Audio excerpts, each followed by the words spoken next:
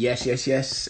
Ladies and gentlemen, boys and girls, beautiful inner children of all ages, we have reached the final chat of Loose Lips of the Eve, and it is with the Mayor of G Town, Danny Matthews. He's in the building, so if he wants to send me a request and we'll get started. Shout out Caesar.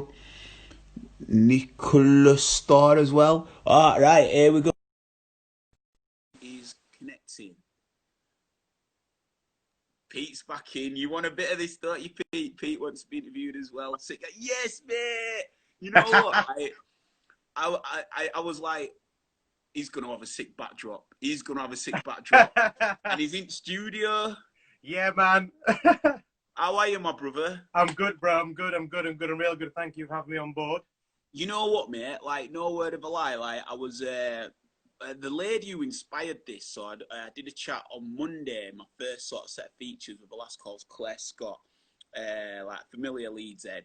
But Mm. she's just got a really inspiring like life story, and I've only met her. I've met her a couple of times, but you know when you get on a level and you just like, it's one of them impactful conversations. It was one of the most enlightening chats that I had, Yeah. and I was like, obviously everything that's going on. I was like, I've done the quiz, I'm trying different things. Like, you know what? I just want to chat with people. I was like, she's a vibe. I'm going to chat with her. And I was like, well, who else can I reach out to? And then I was like, I know it's going to be a vibe. I know it's going to be a chat. I know it's going to bring it. I know it's the absolute Mary G Town. So, Oh, honestly, mate, wicked, man. like 100%, 100%. Nothing but love for you, bro. Wicked. Same back, dude. I've been watching today. I've been catching where I can. I really enjoyed Triss's actually, and the lady you just had on before, and she was wicked. Yeah, Kerry. So me Kerry, and man. Yeah. Kerry, we used to co-present on Made in Leeds show Lowdown. That's Yes, where yes, I yes, yes. first. That's So where I know it yeah, from. man. Yeah, man. Beautiful, beautiful soul. But I'm gonna switch the angle on you, because the I'm ready. reason why I chose the photo that I did is one of the things that I really love about you is how much you love your son. Oh, I really love how much you are a family man. Cat, you like. I love it. Like I love it, mate. It's like you don't hide behind the fact that you're a parent, but you've not fully like. It's not just like you're a parent. You're not going to get involved with all else. It's like I love the way that you both like balance that. But one thing I really admire, and that photo I think captures it the most, is he's like your best mate. It's almost like he's just one of your boys. Do you know what I mean? Like, yeah, can yeah, you yeah, for can you sure. talk to me about how much having him's impacted and changed your life and just brought it to where it is, bro? Oh, yeah, man. I must admit, I was worried. When it became a father, I was thinking, man, this is a lot. This is a lot. And when we had him, it just all went away, and you just like, this is just it. Just it's like it's so much emotion, dude. There's so much emotion, and I'll be honest with you, it it took me a few, maybe 7 8 months to settle in. You know, like truthfully, it's like, geez, this is hard. I'm used to no sleep, etc. So that was cool, but oh man, yeah, it was like tough.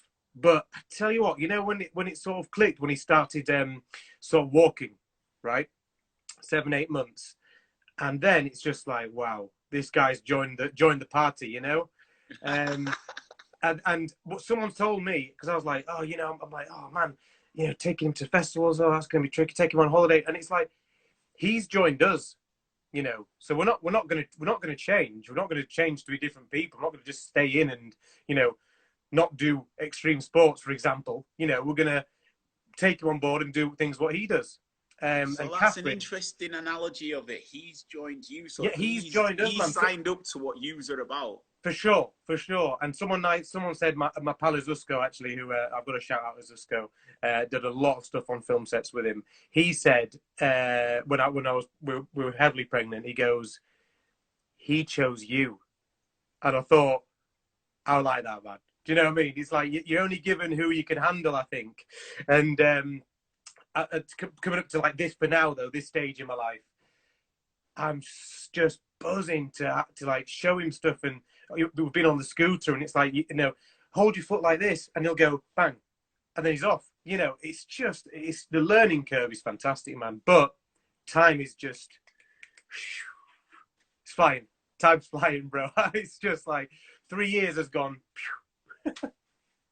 It's mad. I mean, when you sort of doing the things like, you know, teaching him how to catch a rugby ball or chilling with him, like you say, on the scooter, you know, like in a beefer, it's got its own time zone Mm. where it just Mm. days last longer, but you get more out of it. Is that how you'd like put an analogy like that, or can it be, you know, draining? No, no, I like that. I mean, you know, I kind of think with kids, you always want more hours in the day, and you always want less hours in the day. You know, it's like because you can be just It's a mad exhausted. You're like, paradox. I need to sleep. You know, or you know, it's like let's go climb a tree. You know, so it's yeah, no, I like that. I do like that. It's but you know what now? I've got Sorry, so much say that time. again. You said, you know, sorry, brother. You said, you know what, and then you cut No out worries. slightly. So if you just want to pick up from that. The situation that we're in now, okay, this weird situation, I found myself and becoming a better dad because I've got more time with him. You know, all this shit's going on, you know, and we've got to stay at home, of course. But it's like, you know, when you're out working, you get home late, you kind of miss the bedtime. Bedtime's gone, he's in bed. That hour, 2 or 2 is gone. But now it's just wicked, man, to just spend loads of time with him and do little bits of sports here and there, do some painting, you know, help. He wants to help. Oh, you know, I want to help. I want to help. You know, so it's like, well, come on, then let's take the washing out, or make a game out of that, or you know, I mean, with me, it's sports. It's going to be sports. You know, it's like all types of sports, but mostly snowboarding or something like that. So as the time goes on, things are just going to get better and better, man. It's going to get harder, but it's going to get better. I saw a really, really beautiful photo, which I hope you get put into like a canvas or something, where Marley was hugging. So you're expecting another baby, and he's like kissing like Cat's belly. Oh yeah, yeah, yeah. A couple of nights ago, yeah, gorgeous, Yeah, man. man. Yeah, He lovely. seems really caring. But how are you preparing for the next one? Do you know like that again, like the addition? Who's chose you? Bro, it's you know what? With all this stuff going on, it gets your backs on your hair on your back and neck going up. You know, I must admit. But we're taking each day as it comes. We're shielding Catherine. You know, she's not going anywhere, does suck because she likes to be out and about. You know, that's what she does. She was in London 3 weeks ago. You know, working still. You know, big bump and all. So it's like it's batten down the hatches, but the second one, you've already been through the first one. So I just can't wait, man, for round two. You know, I think it's going to be really cool. I think Marley's going to be an incredible big brother. Catherine's an amazing mum. I have really enjoying fatherhood. So yeah, no, roll on number two, man. She's already on about number three, bro. When's the expected date? 25th of May. So yeah, end of May. Yeah, so a lovely time. We're going to summer, you know, and obviously we're going to be at home. It's going to be great. We're going to hang out. Yeah, roll on into May, man. But we've got a house move to do. So as soon as I've done that, then we can have the baby, you know? Yeah, now you show me a picture of that garden. You know that's going to be levels. Oh, bro. That can take place at Glastonbury. It's meant to be. Dude, Glaston baby. Glaston baby. That is why he's the mayor of G-Town. Straight in with the bars. Now, would you like to? I've always been interested in this. Like, I have an idea of what you do and an inkling of what you do, but you end up in some of the coolest spots with your job role. So, would you like to give a title of what your job role is, some of the things that you've done, and then we can sort of maybe pick that apart? Yeah, man, for sure. So, my role at the minute is assistant director in mostly TV commercials, but I also do live events like the Brit Awards and European Music Awards, stuff like that, MTV AMAs. I do. Wait. South Africa. Say again. South Africa. Oh yeah. So those big live shows that I'm on board with, that is more of a an artist liaison thing. So I did a massive show in South Africa in Joburg. Shout out to all my Joburg peeps, man. I love those guys. They are unbelievable people. South Africans are just incredible, man. Absolutely incredible. We did the Nelson Mandela 100th birthday. It was called Global Citizen. And they raised something crazy like $700 billion. It was absolutely outrageous, man. But so what I was doing on that was, long story short, Henry Sheldon, who is the stage manager, the shot caller on the talent side, he invited 10 of us, I think there was 10 of us, to come on board and help him as artist liaison, or say managers of areas. So I was managing it wasn't a green room, it was a green festival, bro, right? The arena was I think it was a 90,000 person arena. I think it's called the FHB arena, I can't remember now. So 90,000 people in there, but for green rooms, you normally have like 6 green rooms out the back of the stages or whatever. Or in the theatre. It was a green festival, dude. It was the size of the backstage of Glasgow. It was nuts, man. It was nuts. So I was overseeing the transport of all bands and all talent from our green room festival over to stage. So I think I had 40 people underneath me, and basically I was running Beyonce's band and well, gosh, there was so many, dude. There was so many. God, Usher. There were just so many. I'd have to get the T-shirt out. Femi Kuti. He was there. So I was basically doing the bands, the backing singers, the guitars, the technical, getting all them from our area backstage to the stage. So I've done a lot of those live shows. Brit Awards. Done a few like fashion awards every now and again. They're rubbish. But I'm more like to do the music side of things. Berg's on the feed. Yeah, Mary G Town. Yeah, brother. So yeah, so that's the live show sort of things. And I've also got something coming up which I did tell you about, which we can talk about after. No, we can say now. Oh, but we'll talk about it in a sec, if you don't mind. But basically, I work as an assistant director in TV, commercials, promos, live events. And what our job is, there's different levels: the first AD, second AD, and third AD. And I started off as a runner, so sweeping the stage floors, making the teas, picking up the director, stuff like that. And in the running department, that's the assistant director's department. It would be runner, third AD who looks after the background cast, second assistant director that looks after the premier cast, or the high-end cast, you call it, like the A-listers. Han, Storsy boy. And then the first assistant director, which I'm moving into, albeit very small sets at the minute. I've done all sorts, man, all sorts in running and third ADing, but second ADing and first ADing is where I'm moving into. How do you find yourself into that? Like, how, Good question, bro. How do you even start with that? Because have you worked your way up, like you said, from the different roles? Or, for sure. And also, what inspired you to get into that sector? Right, I'll answer your second question first, which will lead us into the first. I used to film everything growing up. I had a big high-8 video camera, then it went to mini DV. I mean, I had a VHS camcorder at one point. I just filmed and filmed and filmed and filmed. And I just loved films. Loved it. I had a huge passion for music, but films came first. Wow. Yeah, so like film, but I just loved it. Like growing up, it was sort of cartoons, and then it was sort of like Mr. Bean and stuff, that you watch young. And then, so long story short, I went to a school called Pocklington near York, boarding school. I did my time, bro. 4 years inside, boarding school flex. I did my time, a 4 stretch. So my art teacher there was also a video photography teacher, and he was called Mr. Pete Edwards. Massive love to Pete Edwards. And he got me into editing. So editing, we've got a special guest. Yes. Excuse me, would you like to come on Ben's show? Yeah. Would you like to come on Ben's show? How are you? Look at that grin. You said hello to Ben? Hello. He wants to play tunes. Yeah, exactly. I bet he does.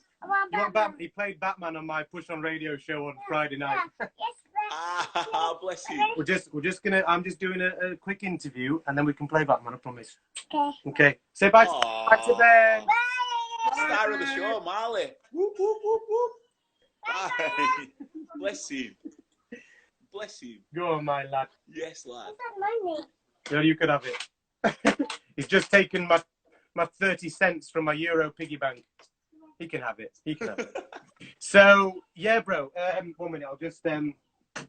he'll come back in and try to play a dub plate in a minute. So you should get him on a dub plate. Dude, I've actually done a few bits of recording over some like moody like dub music. It sounds wicked because his voice is really high. It sounds proper strange. So back to Pete Edwards. He showed me video editing, and I was just like, oh man, my mind was like, what? And we used to make school films and stuff. What age is this? So this is 15. I had a bit of a troubled time at school before that. And long story short, I got asked to leave. You know what I mean? So I moved on to a next school with a fresh start. And I just fell in love with art and video photography. Basically, I was doing a GCSE in geography and it was shite. Moved to this new school. I won't get into too much detail, mate. You don't hear all the crap stuff. But yeah, new start, got into art. And oh man, my mind just exploded. So Pete Edwards, who I've got a lot of time and a lot of respect for that man, bro. He showed me editing and filmmaking. So we'd make little films like Rocky Horror Picture Show ripoffs and stuff. And this is when I was 15, 16, 17 and 18. So signing up for university, I was like, man, I want to just do film. Whatever, absolute soggy biscuit. I know. Go on, my lass. How are you?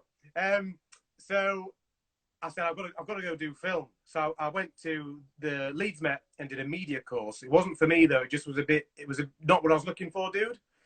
So then from there, I went to the University of Leeds and did cinema, photography and television.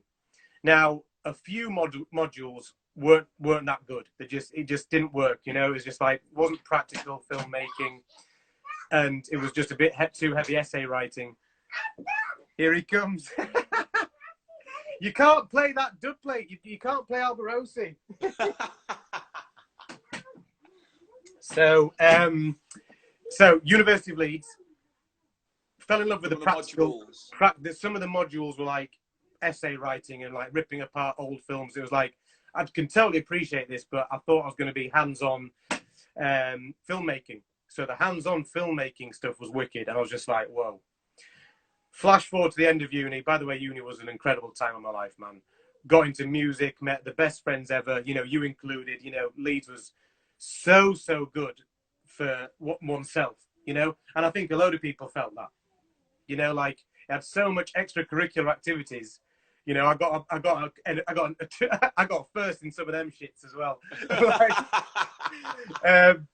So I'm now finishing uni. I'm like, I want to be in the film industry. I don't really know what I want to do. Like, I don't want to be an actor. You know, I'd like to be part of the crew. It's like, started researching and I thought, I don't know how I'm going to get into this. Yeah, exactly. It seems like which comes to my point now. It's all about having an in. It's not who you know. It's about having an in. And my in was a friend of my dad's. He had a friend who ran a production company. Okay. And they used to do the DFS commercials. So sofas, and they used to shoot those on film, man, up till 2010. Yeah, that's because they're always on sale. Hey, bro, every bank holiday they have a sale, bro. I was always in work because I was doing film shoots on DFS. They've always got a sale, and I was at work. So I joined as a runner, and now I didn't know what a runner was or if I should join as another part of the department. But I knew, like, early on that a runner helped the shoot run, and you got to see every department, and you know, from there, I'm like, oh, I can see what I want to do here. So to get into the film industry, it's about having an in, and that's just someone to help you get through the door.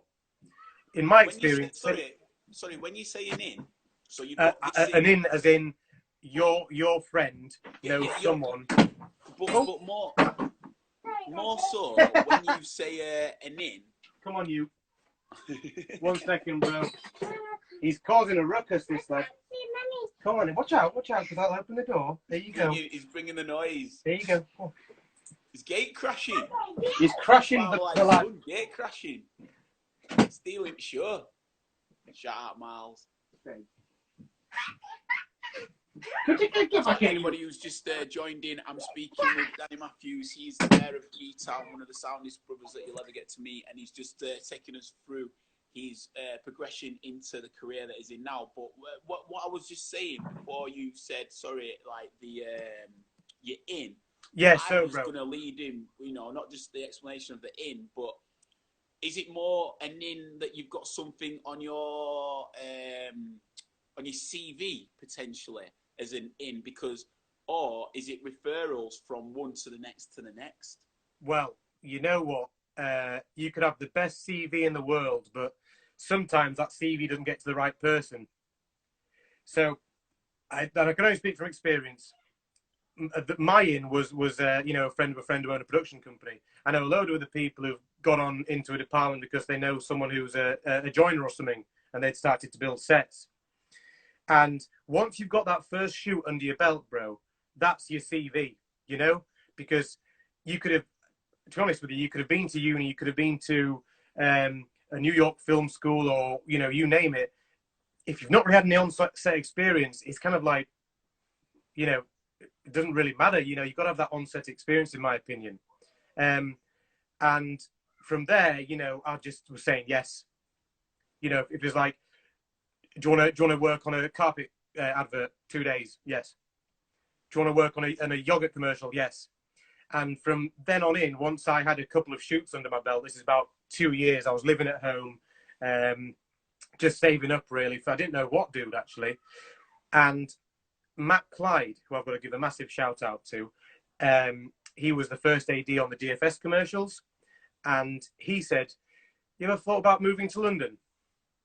And I said, oh, not really, man. You know, I was a bit, you know, Yorkshire. I was a bit too proud, bro. I was a bit like, I'm not fucking going to London. Do you know what I mean? London. Anyway, 2 months later, dude, I had a suitcase, and I was on a train from Leeds to London, with a 1 week in a rented apartment that my dad bought me, right? Because I didn't have a place to stay. And I just thought, I'm going to go for this and see what happens. I've got a job lined up, you know, a couple of jobs. And bear in mind, this is Leeds. Bear in mind, this is freelance. You never really know when your next job's going to come. So I just thought, fuck it. I said, babe, I think I'm going to come to London. She's like, well, I've been thinking about that. This is Catherine. So let's intersect that then. So Go I on. didn't know you was with Kat at that time. So Yeah, you know, man. maybe like interlink that world as well into how you. You know what? I met Catherine, and good God, I can't even remember the year. She's going to kill me. In 2007, in Basics in Leeds, and we literally. Oh no, sorry. Excuse me. Roll it back. I moved. This is a longer story. Here we go. Rewind selector.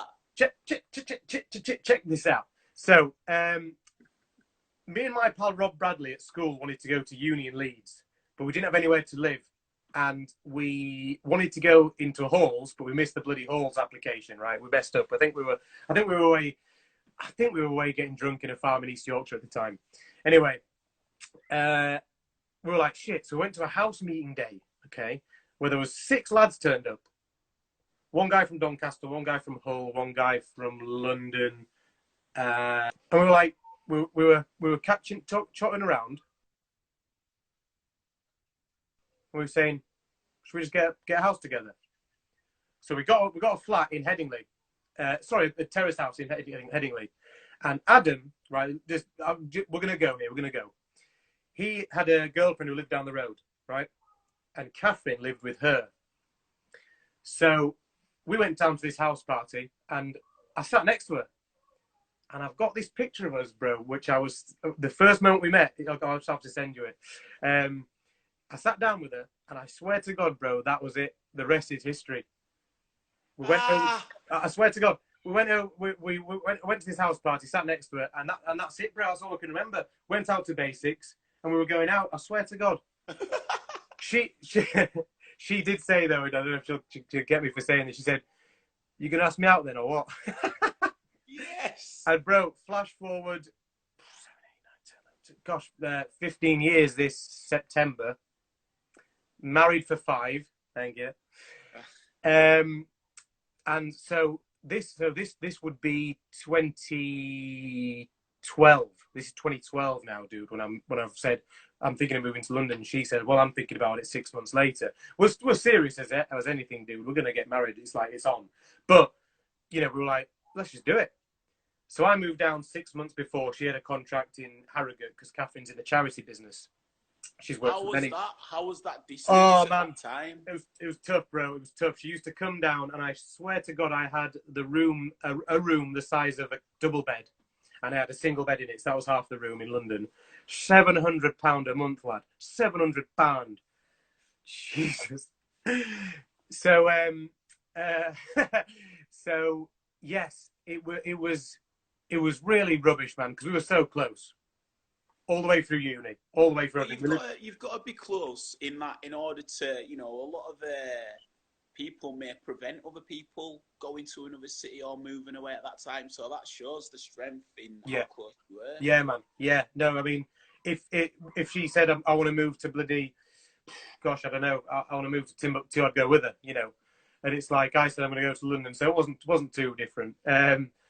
So I went down. And then, so I'm scraping for work, but doing bits and pieces here and there. I've got some money saved up, and then I just was saying yes to running, running on film sets.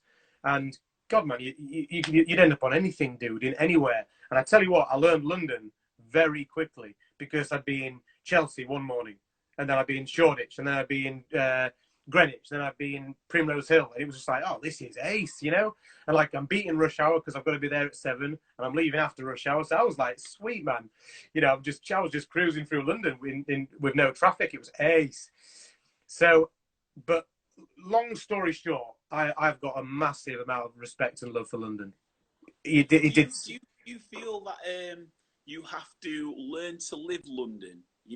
Hand to mouth, almost like you have to have an ambition of what you're going there to get out of. Otherwise, you can get caught in it because it is so expensive that you may sacrifice some of the luxuries, but you're in it for the bigger picture of what it's going to get you. Yeah, well said, man. Totally. That's exactly how it is. I think you've got to put it in, but to get it out. But also, we moved into not the centre. That's impossible. We moved into Hackney, which is London. People are like, why don't you save a bit of money and live in Essex? It's like, I didn't want to move to Essex. I want to move to London, I want to be in the thick of it, man, as thick as it comes. I mean, I remember walking one time, this one summer night, and it was like we'd finished a rave. This is early morning. You'd be walking up Broadway Market. There's a band jamming, there's an art exhibition starting up. There's a restaurant opening for breakfast. It's just unreal, man. I've got so much love for London, and I miss it. I do miss it, I'm Yorkshire through and through, man. Leeds all the way. But London can give you so much, but it's tough, and you've got to put in. It takes a lot though from you, doesn't it? And I know, like, we still like continuing with tales. So if you want to keep with that, but if you don't mind me like jumping in at bits, because of course, man. Let's to like the narrative of what let's zig and zag. But do you feel that by being down in London, there's things that you can take from there that you can take from there that you can bring back up? Yeah, because I feel where we're suffering with Leeds is that yes, mate. Come on, you. It's bedtime. I feel where we're suffering in Leeds. Sorry, dude. Could you start that question again? Yeah, of course I can, brother. Hit me with it again. What I was saying is that do you feel there's some bits that what you experience in London you can bring back to Leeds? Because I feel we're fortunate in a sense that you come back. There's a lot of people that move and they never come back, and we lose great people in the city where they're learning, they're fledgling in their careers, and they get to a point, but it's a glass ceiling, and then they go. And imagine all that creative talent and that expression if we had in this city, we'd compete completely and we'd be on that level. And I think that's the difference, is it's the opportunity. So I wonder, in the reverse pose, is there things that you've delved and discovered down there that you think we could adopt and bring back? I think there's so much going on. I think that the fact that there's you know, 10 million people in one city. You know, there's a lot going on, and a lot more than I think, you know, a small. I mean, Leeds is a very big, sorry, is a small but very largely creative city. You know, and so is Birmingham, Manchester, but they're very small compared to London. And what I'm trying to, I think there's so much going on, and I think London's got so many different events, but there's always a crowd. You know, there's always a restaurant's always full, a rave's always full. You know, where you might have 6 raves on a Friday night in Leeds. One might be dead, 2 might be dead. But this is the thing. I think it's the people. Crazy. The people. I mean, Crazy. you know, Leeds ain't missing creative and loving and like-minded people, but London has 6 times as many of them. And then 10 times on top of that, the people that will go to that. For sure. So I think that's the difference. It's the amount in people. I mean, the love's still the same, you know, but it's a huge place with so much going on. You know, you'd never see it all. You know, it's like going to America on holiday. You ain't going to see it all. You know, it's like going anywhere on holiday. But yeah, man, I think you can get so much out of London, though, bro. You really can. I think I would recommend it to anyone who maybe wants to change of scenery or go up a bit or get involved in something completely different. You know? Do you think it was the time that you caught it, or do you think that's just the consistency of London, that whenever you dip in, it's always there? Because I'd like to sort of maybe ponder that the time that you went, maybe it was, you know, your 700 double bedroom is probably now 1100. Do you know what I'm saying? Yeah, for sure. Good point. Like, it's everything's money wise, everything's always going up, and there is months where you're proper struggling, but there's also times where you walk out your front door and you've got a festival in the park free. You know, so I think it was a great time for me. There's always great times for other people, for sure. So bringing it back to you, obviously going down for work reasons, and you know, you're making the contacts and stuff. When did you really feel you were making a bit of headway into it? I'll tell you what, dude. It was October 2013. I remember it vividly, bro. I got booked for this was used to get penciled for work. You know, 1 day, 2 day, 3 day. In a 2-week stint, I got penciled for 18 days. Like 18 different jobs. It was just like, oh, serious? Yeah, no, it was nuts, bro. It was nuts. And I did seven shoots in 7 days, which is ace. But when you're setting the job up every morning, you've got to do that every single morning. It was like, it was good for you, man, because it made you work. Timer is good. He said, sorry, you just froze then. We were just saying on the moment where it made you work. Just see if we can get him back. As well, anybody who's watching on just while we're getting him back, anybody who wants to leave any questions for him, let him know. Or any shout outs, keep those comments coming. I know that people are locked and there's a lot of love for Mr. Matthews, Mayor G-Town. But sorry, bro, you just cut out as you were saying. Basically getting into that story. So where were we?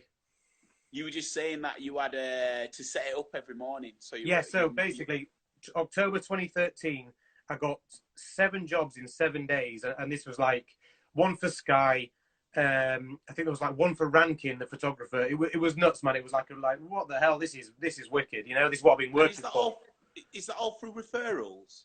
This is all for you doing the best you can, and this is for any person in the film industry as a freelancer, any department, doing the best you can. You know, getting involved, making an impression, and doing a good job, being nice, and you know, getting your invoicing on time. It's all about doing good on the job, bro, and getting invited back. You know, and you will fall in with different crews, like there's camera department crews, you know, like that stick together. I've got my assistant directing guys and my running guys, and I'm a runner for other guys, you know, and girls. So you always have little crews, you know, and I kind of look at it like this. If someone wanted to do a big shoot where there's 200 extras dressed in medieval stuff, they're not going to call the assistant director who's really good at tabletop barbecue food stuff. They're going to call the guy who likes to be muddy, likes to be in the rain, you know, and that was our little crew. You know, we'd like to be out and about doing, you know, not big stuff, but moving cogs and sort of, you know, big sort of out on location stuff. So I remember it vividly, bro. Was that October 2013 when I not that my career took off, but I was like, oh, this is happening now. You know, this is really happening. And after that, it was like the phone didn't stop ringing, which was ace. Was there a moment before that October where you were like, it's happening, keep on, or were the moments push on, we'll get to Always. that? Or was the moments where you were like, it's just stoltering and, you know, like it's not getting there, you know, or what it, job, boom. No, man. No. It was a month would go where you hadn't got any work, you know, and you sort of had to hold on and be eating meal deals, you know, and Super noodles. getting, for sure, bro, pot noodles, you know, get 2 feedings out of them. There was certainly times, bro, and also there was times where I was stuck in a bit of a rut. I think it was 2016. I was stuck in a bit of a rut, bro. I was kind of not moving up where I wanted to be, and I just kept on getting bit stuck at the bottom of the pile, and just like there was a bit of struggle there, you know. There was a bit of like, oh man, I can't be bothered with this. And then I spoke to a couple of people who were a bit ahead of me, and they were like, listen, man, it's called like the runner's itch, you know. You've got to just get through it, you know. I know what it's like, and I remember that now, and I remember passing that down to a couple of people recently, actually, on jobs. So yeah, it wasn't a steady up, you know, upward curve or whatever. It was up and down. But I do remember after October 2013, it was a constant up, like a nice gradual up. It wasn't like flavor of the month shit. It was lovely gradual growth, you know. How have you managed to balance moving back to Leeds but still travelling around for work? Because it seems like the sector's very London-centric, yet you've still managed to come back to the roots, but yet still keep the contacts and still keep productive. How have you managed to juggle that? Nice question. Basically, dude, because I sort of went up a peg in my role, which comes more responsibility, maybe more days, you know, and slightly more money. It would sort of be able to take those weeks off to look after Marley and, you know, do the house bits or whatever. So I could then say, like, I went over with Channel 4 and did SAS Who Dares Wins. I'm glad you brought this up because I was leading to that. So let people know where you went, because this is ridiculous, bro. No, man. So this is like how it came to be, which was like, basically I'd go away and do longer formatting shows. Instead of sort of 1 day, 2 day, 3 day, 10 days, it would sort of be I'd go away for, say, 10 weeks, and then I'd have a month off, for example. But it's hard, man. It's hard because I like to be around. You know, I like to be with Catherine and Marley, of course, but I also want to be away shooting. So it's you've got to have the balance, dude. And the balance was good. But for that job, best thing I've ever done, bro. Like, hands down, the best experience maybe of my life. I'd say. Do you want to let people know what that role was? Yeah, so that role, you know, we were talking about the assistant directors department. In TV, it's slightly different. I was the third assistant director on the SAS Who Dares Wins Series 4 when we were in Chile. Was it a celebrity one? It was the civilian and celebrity one. We shot them back to back. And yeah, man, I got the call from my man Shay Badley. Shout out Shay, massive shout out to Shay. No, I think he might have texted me. I think he said SAS Chile. And like, we've had one of these before. He's texted me saying, I did a show for the BBC in 2015, I think it was, about the SAS, and I think he texted SAS Wales, and I replied yes. And flash forward to, oh gosh, I think it was 2018. It was 2018, I think. Shay texts me, SAS Chile, and I just went, yes. And then I spoke to Catherine, babe, I've really got to do this. So yeah, man, the best experience I've ever had, be it work, life, fun, you name it, travel. It was unbelievable.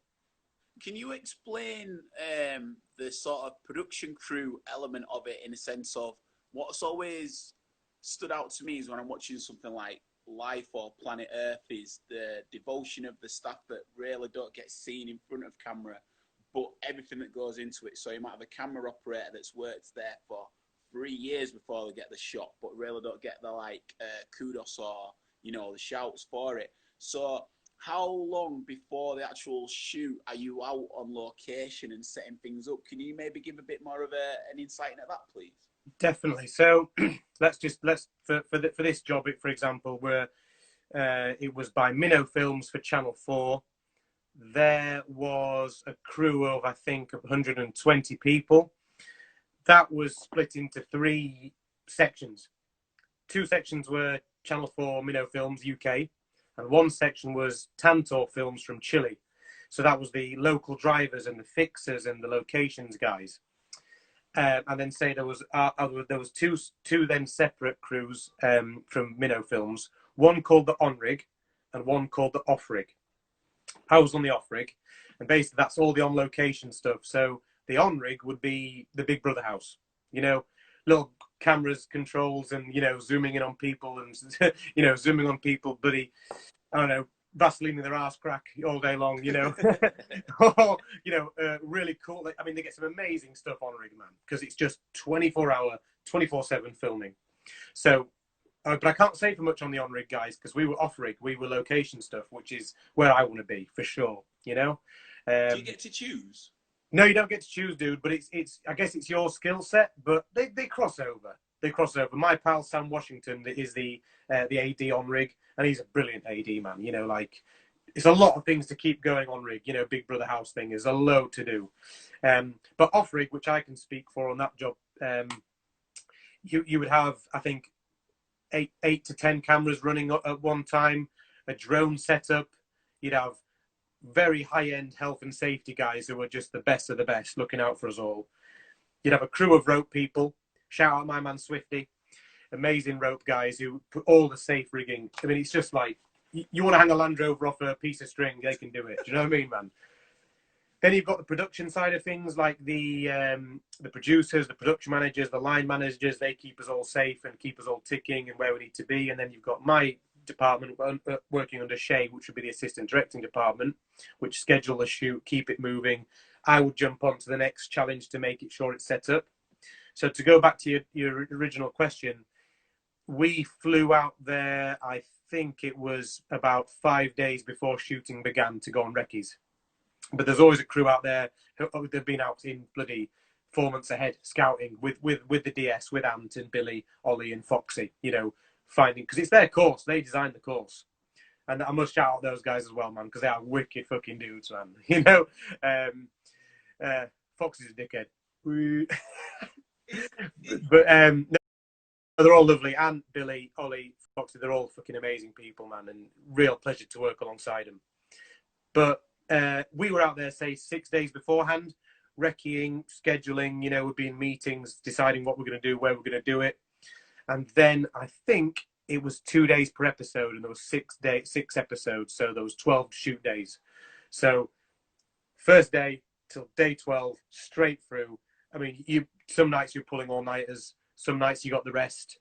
And conditions as well. Yeah, man. Whatever they did, we ran with them. Some of the camera guys run the course twice with them. There's just... And you know what, dude? On SAS Who Dares Wins, that you're shown 20% of what they actually do. Wow. Yeah, I'm not kidding you, man. They get beasted all day, all night. A challenge might last... Let's say the rope climbing one, you come down facing forwards.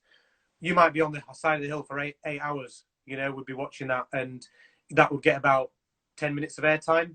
Yeah. And they might pick a story out of that, which they'll go with. But it was just fantastic, man. The location, I mean, Chile was just one of the most breathtaking places. I mean, I love the mountains. I love the snow. But when you stood on a mountain for 20 hours and your feet have gone, it's like,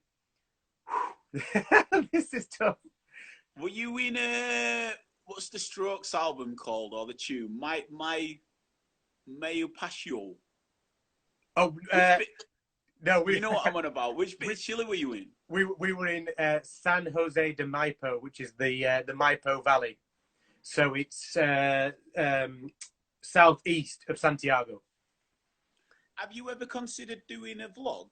Because and would you be allowed to? Because obviously these sort of things need to get signed off and released. But I think like what you just spoke about there, if you're able to capture certain bits and you're able to fit it in, I think edited well, that'd be incredible because it's such a great insight, and you get to meet the characters that you're speaking about behind the scenes. So to be honest, my camera roll is full of wicked videos and fucking pictures from that 10 weeks.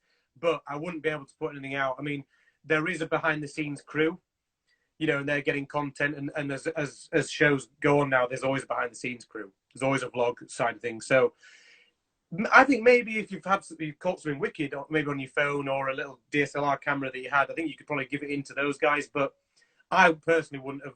I mean, I'd love to do a vlog. That'd be wicked. It'd be really, really fun to do. But to do my job properly, I wouldn't have time to whip out the camera. You know, I guess my vlog is the show. You know, it's keeping the show running and making sure we've got everything and that we need for the next shot, or the people are in the right place, or I'm picking up the kit and carrying with the guys. You know, all sorts of bits and pieces, man. I'm grateful for your time, and I know, and again, bless you, being the best dad that you are. You want to put Marley in bed and that, and we're running after the time. I wonder if I could just pick your head for just a couple of moments, because I'd be remiss if I didn't speak about it. Obviously, I think we need to go to 8 o'clock now. I could go till 9. Yes, let's do 8 o'clock. You know that. Thank you. Obviously, that's one side of the chat that I really wanted to cover off, because it's an interesting side and it's an incredible side, and I don't really think it's a focused on side in you know, your expertise or what you do, even though it's quite a prevalent part of your life, because obviously you're synonymous with another era of your life in the Leeds fraternity, and I think it'd be a bit scandalous if I didn't focus on that. So I was speaking with Tristan earlier, had a great chat. Anyone who's listening, check out any of the earlier Loose Lips chats that we did, and he give you a shout, man, and actually it was off the cuff as well. He was like, he remembers the first time that he met you. It was in Basics, and his Mrs. Grace, I believe, she was the photographer, and she was I think she'd take a photo of this guy. I know the moment. Yeah. So he was regaling and reminiscing about that, and obviously said they got on a level and that. But one of the things that he said was a live source that helps you spin around. Yeah, Chloe knows. Shout out Chloe. As if you live like 4 streets down and I never see you or Luke, but that's another subject. But anyway, you guys need to link up big time. Well, when you're at Edinley, you're the glue, and it brings it back to what Tris was saying. Squeeze me out, bro. Squeeze me out. You know me and Spongy, SpongeBob SquarePants. Shout out. But what he was saying is that for nights to have a sort of consistent relevance, you almost need to orbit around the sun again by grasping onto something, and Rockaby was that. And would you please like to give your celebration and your thoughts in how it, you know, what it became? Because what it became, you know, I remember Ketaloka eras, and if you're of a certain era of Leeds, there are nights that people will tell you about, and you are up in that, like, you're up in that echelon, really. Obviously, my generation was more Ketaloka, and I'm not just blowing smoke, but the relevance of the importance of your after parties. I remember going to yours, and Tim Sheridan were playing, and fire alarms were going off. Do you know what I'm saying? So you still had people. You are of that. You are of that regard. You are, man. In the Leeds folklore, if someone wrote a book on Leeds after parties and didn't mention yourselves, then it's not truthful, is it? So you definitely played your part. So could you tell us a bit more about those times, please? Definitely, man. First things first, shout out TDC, my bro, Tripstan Kuna, man, every time. I've learned so much from him over the years, dude. Like, I really enjoyed what you were saying about, he was talking about schooling and teaching, etc. But I've got so much respect for Tris and all the Basics family, man, because without Basics and people like Tristan da Cunha, Buckley Boland, De Biro, Rockaby wouldn't be there, man. Right? The success of Rockaby, and for those that don't know, we ended up in DJ Mag as the official after party of Back to Basics. Now, this wasn't a club, this wasn't a bar, this wasn't a restaurant, this was a terraced house in Headingley that 6 of us lived in, well, 7 of us, shout out Chloe, on campus. So we basically, I'd started the night with Michael Russell and Rob Bradley called Push On, 2007, and I think with my student loan and some coffers I saved up from mowing lawns, I think I bought a rubbish mixer, some Technics, and a bad boy sound system. And you always pride yourself on your sound systems. The sound system is the most important thing, bro. The sound is the most important thing. We basically did a few little parties at a couple of places before Rockaby. But when Rockaby hit, we sort of hit it when we got friendly with the Basics sort of regulars and Basics faithful, the family members, yeah? And that is the resident DJs. That's the smoke machine guy. That's the guy who cleans up the rubbish. That's like all the ravers in the front. Rockaby was filled of all of them people, you know, that were there from the beginning of the night to the end. And the night started at 9 o'clock on Saturday and didn't end till 9 o'clock Monday night. So apart from me, I used to have a cut-off, bro. I had a cut-off. It was 11 on a Sunday. And if it was a bank holiday, I'd just go through because I had uni to get to on a Monday at 9. So Rockaby was, I mean, at one stage, dude, we had 3 floors in there. You know, it was like we had a main dance floor. We had different rooms, different people's rooms, different floors, different rooms. Back to people to being like livable. Oh, dude, I remember one night, right, with the amount of rubbish and cans in the basement, right. I pulled a wheelie bin off the street and had a spade and was shoveling cans into a wheelie bin. Shut up. I shit you not. The cans were fucking knee deep. I shit you not, bro. So to be put in the same light as Kettle Loco, Basics, you know, and there's been some really cool parties in Leeds over the years. A few that have been unnamed, a few that have had names, you know, and loads of different crews. And Rockaby just was a huge melting pot of culture, I thought, you know, and it was all about the people and all about the music because the music is number one. And the tunes we were playing, I think, just sort of, they just got people loved up and really enjoyed with such different elements like your disco, your funk, your hip hop, you know, your reggae music, obviously with a house dressing for sure, you know, but Rockaby was, it was a special time, man. And I mean, I know I lived there 24/7. We used to throw parties on a Friday, a Saturday, a Sunday, a Tuesday night, a Wednesday morning, you name it, dude. We used to constantly DJ. And when you're constantly DJing, you get good. I'm not saying we're any good, but you get okay. You know, you get all right. So it was a special time. Dean's just put quiz. There's a quiz happening at 8 o'clock, which I'm leading. It's 7:53, so we're all right. Page to push your quiz. Push it back 5 minutes, Dean. We're bonded here. This is sick. Push it back 5. Come on, allow that, brother. Push it back, bro. Push it back. Ben says so. Yeah, man, it's so difficult to put into words, but it's all about the people. It was all about the music. I mean, dude, the big story that sort of came out of it was that the DJs used to play at Basics used to come back and play at Rockaby. Tim Sheridan, Damien Lazarus, Jamie Jones was a big one. He played for 5.5 hours in our basement. It was one of the most brilliant musical experiences ever.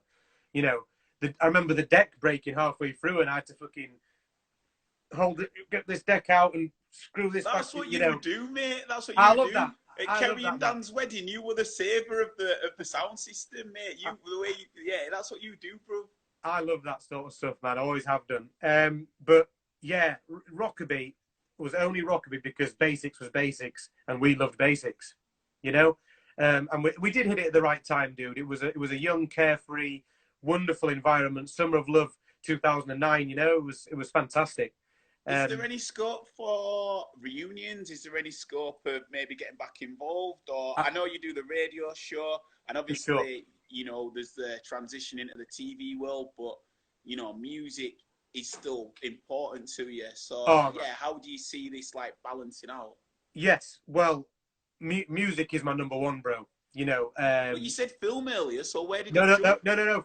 Film. That was film when I was growing up. But when did it jump? Was there a particular moment, scene, tune? I remember for me, when I first heard Armand Van Helden, You Don't Even Know Me, it was #1 on the charts, and I was like, what is this? And then a couple of weeks after, it was Armand Van Helden versus Fatboy Slim, and they played on Radio 1 in a boxing ring, and I was like spooning speakers. like listening. Like I won it, and the first time I ever heard Basement Jaxx, Armand Van Helden brought in Basement Jaxx Red Alert, and he just looped the bow bow bow bow now, and I'm hugging these speakers, and I'm like, what the fuck is this? And I swear, right, I was maybe 15, 16. I weren't even into clubbing then, but I know that those tunes, them 2 tunes there, set me off. Like years after, I can look at Chloe. I like what you're doing with your skills there. Reunion. I like. I can't see the comments for some reason. Oh, can you not? No. You're getting a lot of love. You're getting a lot of love. Dean says he's going to push it back, but and Chloe's just put reuni and then the colons and then on. So clever. But sorry to jump you. But yeah, is there any particular transition where it switched, and then to wrap up, is there an aftermath for Push On? A reunion? Yeah, man. Well, we threw the 10-year reunion last year in Feb. It was a wicked night, man. It was really, really fun, actually. It was like I kind of just pulled together a nice little lineup of people who really like Leeds heads who meant the most to us. So Frenchie, Tristan, the Throwing Shapes crew, and of course my main man Buckley Boland, you know, my big brother. You know, just sort of, and then yours truly, the Russell, shouts to the Russell every time, and Colgill Jr., aka Dean Gatenby, who's pushing the quiz back. So we did the reunion last year. I'm definitely going to throw another party when this is all over, for sure. And sorry, to make a segue to when it became more music than film, was there a standout moment? Was it just a natural thing, or was there a moment where it was like the Excalibur moment, and you're like, here we go? You know what, dude? I think it was probably when I went to, because at school I had a shit taste in music, the worst. Like happy hardcore CDs, you know. It was like I wasn't educated, dude. Rubbish. And my mum is very musical, so I listened to a lot of classical and a lot of 60s music. So, but school I was rubbish. I mean, I absolutely adored Michael Jackson. And when I saw Michael Jackson, it would be the bad era, I think, with the Wembley tours. It was unbelievable then. That's when I was like, oh man, performing and music is just the one, you know? I've still got a massive love. I'll contradict myself all night long with film and music. But I don't get the feeling of anything else that I get when I listen to music. And I mean, any type of music, bro. Like, and I don't like the expression. I just like good expression. I like music, you know, because music is so broad, and you can do so many things to it. Dancing, cooking, you know, making love, you know, like you can make, you know, music is just so universal, dude. And the feeling as I've had with music has surpassed, you know, food, film, you know, like sports. So music is number one, I think.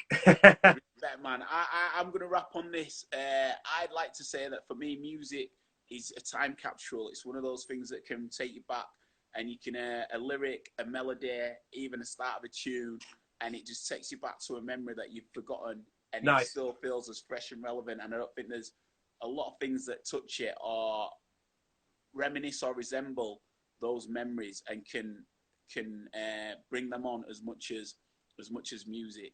So yeah, man. And I know we bonded especially over our Burning Man set, but that's another chat for another day.